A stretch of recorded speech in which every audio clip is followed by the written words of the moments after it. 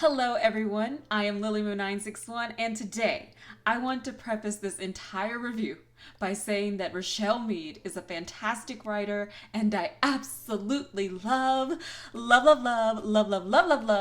her work. Frostbite, the second book in the Vampire Academy series, has changed the entire dynamic of what we were given in the first book, and I wasn't prepared for it. Even when things were heavily foreshadowed and I knew what was coming, I wasn't prepared for the emotions I would feel by the end of this book. And frankly, I have absolutely no idea where to start when it comes to reviewing this book. I'm shook and I just don't know what to do. How about you start with some setup for what this book is about? Oh, of course! Fantastic idea, Jungkook! Oh, I'm so happy that you wanted to help out with my review today. This is gonna be awesome! I'm only here to make sure you don't go crazy again. The last time you reviewed YA fiction you wrecked half the offices in Big Hit, and I had to pay for the damages. Yes, I'm still salty about it. Speaking of past mistakes, before getting into what Frostbite is about, there's some exposition from the previous book that I failed to mention that's going to be very important in this story. The Moroi, which are the good vampires in this series, are able to wield elemental magic: fire, water, air, and earth. Each Moroi, when they come of age, specialize in one of these four elements. However, in Lisa's case, it appeared she hadn't specialized in anything and was just able to use a little bit of everything while having increased compulsion skills, a type of skill all Moroi have. In the first Vampire Academy book, we eventually learn that Lisa has specialized in an entirely different element known as spirit. This particular gift allows Lisa stronger compulsion capabilities, the ability to heal wounds, and even bring back the dead. As we learn at the end of Vampire Academy, in the accident that claimed the lives of Lisa's parents and brother, Rose, who technically died in the car crash as well, survived thanks to Lisa specializing in spirit that very night. Spirit, while powerful, has many drawbacks. In Lisa's case, using spirit too much causes her increased anxiety and depression, which led to self-harm in many instances. In addition to this, reviving Rose created the spirit bond they share, in which Rose can slip into Lisa's mind at any point by accident or intentionally. And as we'll start to see in Frostbite, Lisa is not the only one who can experience the mental drawbacks of spirit. A lot of the exposition I'm sharing with you is given in the prologue of Frostbite, which is literally the only part of this book that I don't like, for the simple fact that Rose narrates it in a way that feels out of character. And it feels out of character primarily because she's literally talking to an audience as she recounts events from the previous book, and that style of narration changes the instant the first chapter starts, so it's pretty jarring. It's not written badly, it's just, as I said, jarring. However, considering that this is the only negative commentary I have on this book, oh, you already know what type of review this is gonna be. It's straight up gushing yet again because I absolutely love Frostbite, and I cannot wait to get into all of the details of what makes this book so good, so let's get started. The story begins with Rose getting ready to take a mandatory Guardian evaluation test, which is taking place off Academy grounds. Dimitri, the instructor who probably should have transferred to a job elsewhere but didn't because without him there's no major romantic conflict, is tasked with driving her to the test. However, when they arrive, they both realize that something is amiss on the premises. As it turns out, the protective wards placed around the house were broken, and as a result, the Strigoi, which are the bad, scary vampires, were able to break into the house and kill everyone inside. It is a massacre. Worse than that, Rose and Dimitri both come to the conclusion that only humans could have broken the wards, as Strigoi cannot touch the silver stake that was used to destroy it. As this realization sets in, Rose says, "This changes everything, doesn't it?" Indeed it does. Time for a ski trip! No, I'm not kidding.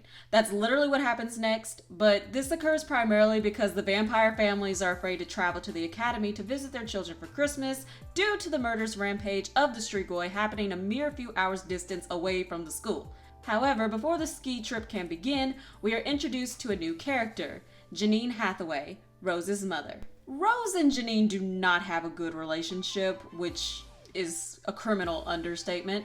There's a lot of hostility on Rose's end because she feels her mother abandoned her for the glory and honor of Strigoi killing.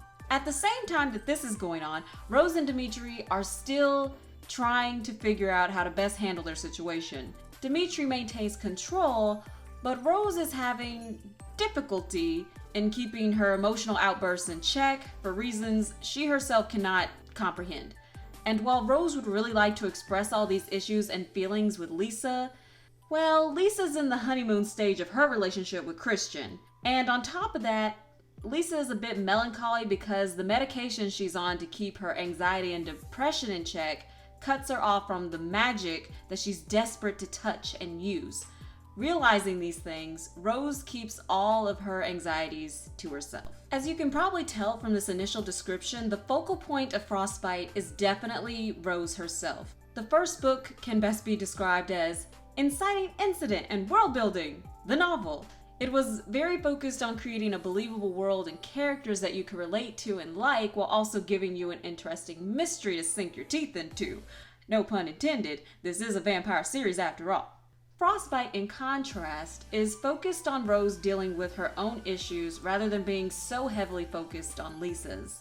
Because of this, Lisa is very much in the background of this story, though she has a shining moment here and there while navigating through Moroi politics, which also play a stronger role in this story thanks to the introduction of characters such as Tasha Ozura and Adrian Ivashko, but more on them later. This book also has a heavier focus on romance, which was definitely the natural next step for this particular series because Rose and Dimitri's feelings for each other are an ongoing debacle that they both have to navigate around and suppress.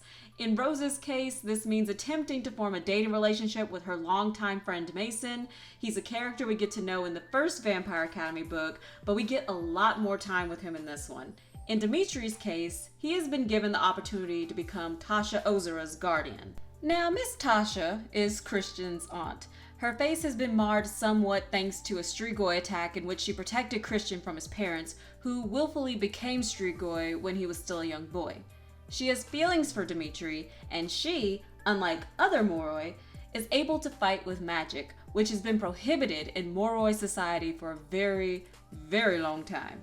She's a rebel, and Rose actually likes Tasha for that reason, but starts acting in a rude way towards her once the jealousy sets in. Rose realizes pretty early on that Tasha can give Dimitri everything she can't, and knowing that eats away at her, except for when she's with Mason, who is providing a fantastic distraction for her. But that, my friends, is where Adrian Ivashko comes in. Adrian and Rose also have an instant connection, although truth be told, Rose doesn't really like him initially, like at all. She finds him pushy and annoying, yet she likes being around him. Like her, he's a bit rebellious, though more in a laid-back way, and he seems to have a strange interest in Lisa for some reason, although he makes it clear that his interest in Lisa isn't romantic in the slightest. Oh no, there's another lady he's interested in. And of course, that lady is Rose. And I'll be real with you, this is a weird situation to me, in the sense that, like, it's not something that I can exactly relate to, because I've never had 3 different guys crushing on me at the same time, at least not to my knowledge. Maybe it's happened and I just didn't know. But the point being, this is like out of left field for me. And even for Rose, for her, it's like incredibly annoying to her in some ways, because she literally has a line in the book where she says, "Good God, men everywhere," like it's a problem. And I'm just now realizing that literally every time BTS has a comeback, that's literally what I say. Like, I tend not to focus on how good looking they are. Being the music junkie that I am, I usually focus more on the music that they make. But look at these men. Every last one of them. Hot as they want to be. Just, I mean, especially this man right here. I mean, you see him, right? You see him? Like, yes, honey, you better be singing those notes. Ooh, just, I can't handle it. Woo, smoking hot. I tell you the truth. Lily, the review. You can profess your love for me some other time. Oh, don't be silly. Any time is a good time to talk about how much I adore you. Lily, please. Think of your viewers. Oh, alright, fine. Anyway, given everything I described, if you've never read this series before, you're probably wondering, what happened to the whole murder plot thing? There's literally been a massacre in the first chapter, and since then we've gotten wrapped up in Rose's issues with 3 different guys, her resentment towards her mother, petty jealousy against Christian's aunt, and a whole other host of issues that have literally nothing to do with the whole people have been murdered by evil vampires thing. To that I say, yes, it appears as if that plot point has been abandoned, but rest assured, it is not abandoned at all. Oh no. It just hides away for a little bit, for a relatively short time, and then boom!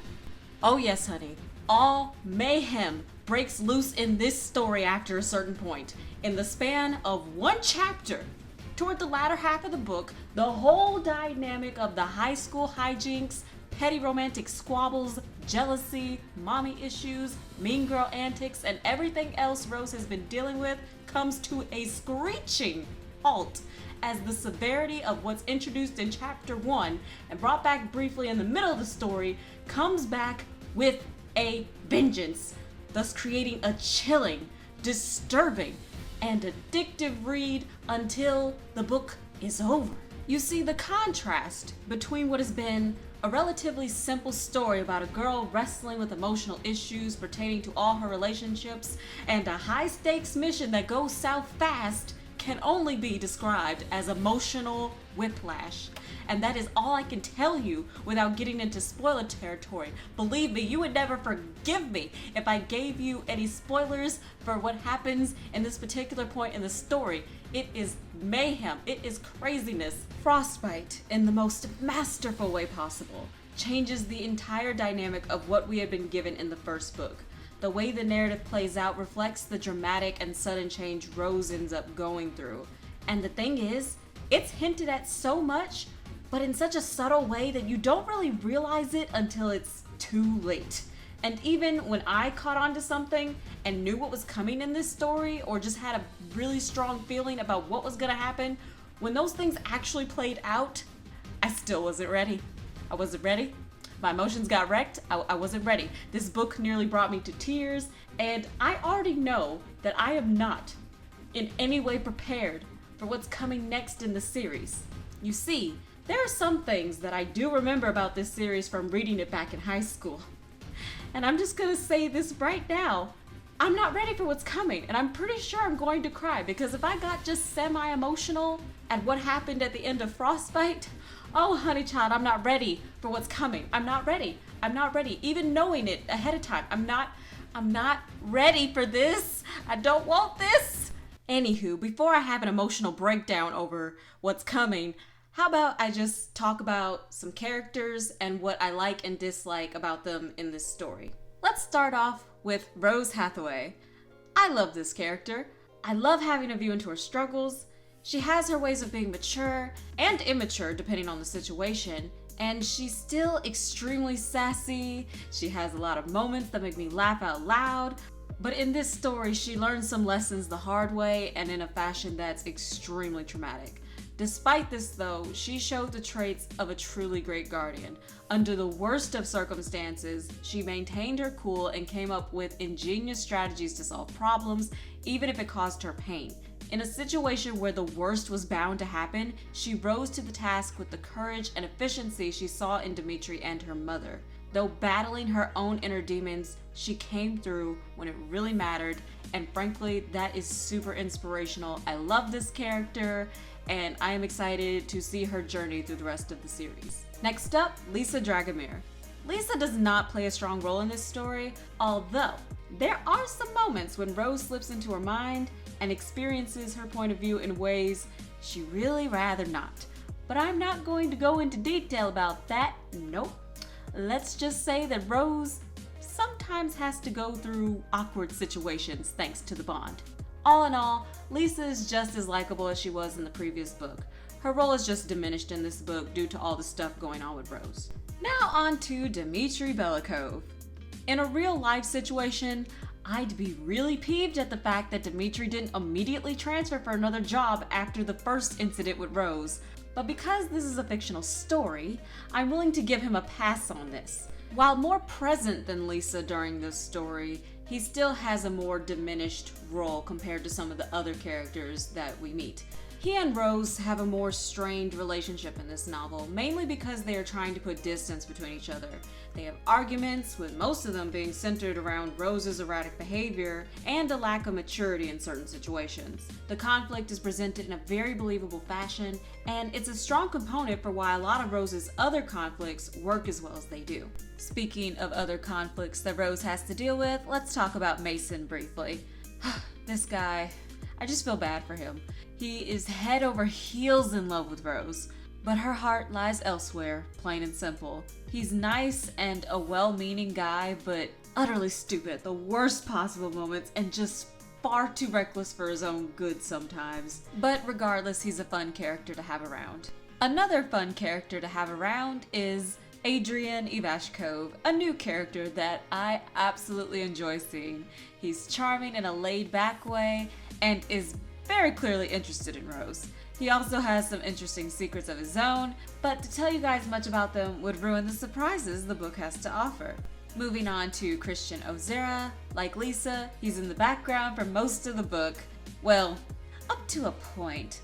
But again, to say more would spoil things. Let's just say that Christian is kinda awesome and a perfect fit for Lisa. Now, one character that's actually really surprising in this book is a character named Mia. This lady is the mean girl character from the previous book. She maintains a lot of her mean girl tendencies up to a point in the story.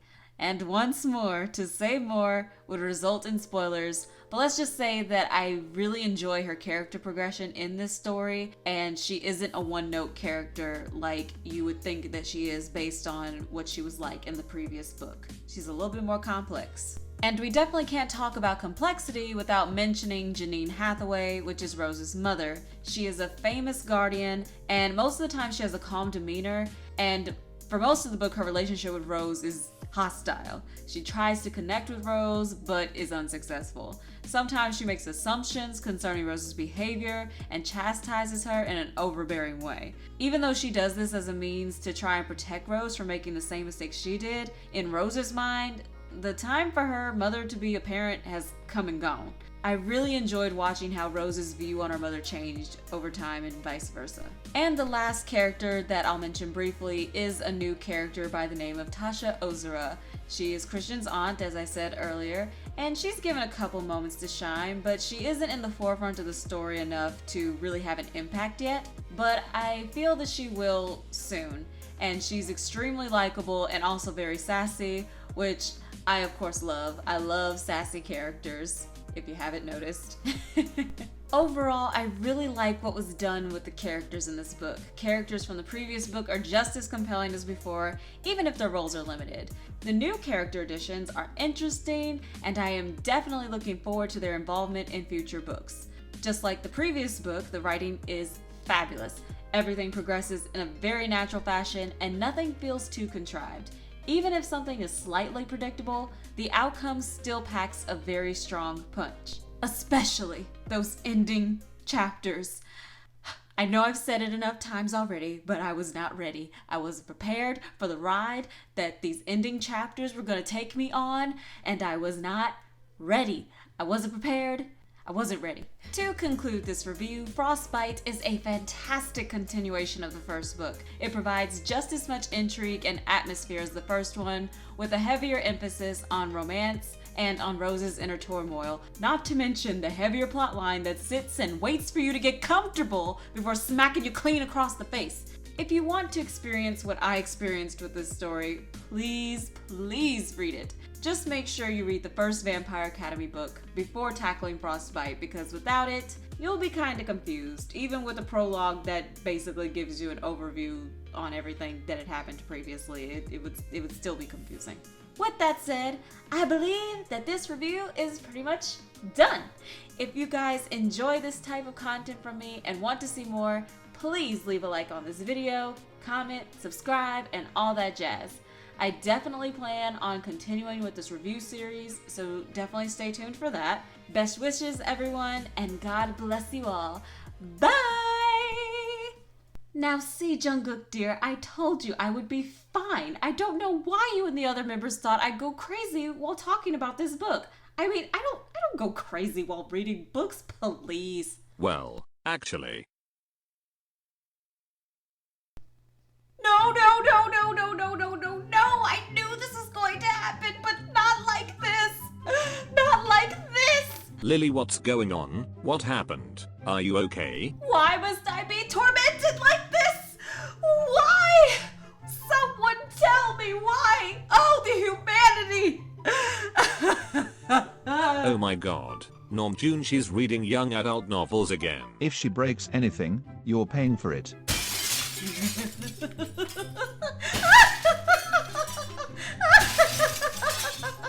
Well, there goes all my paychecks.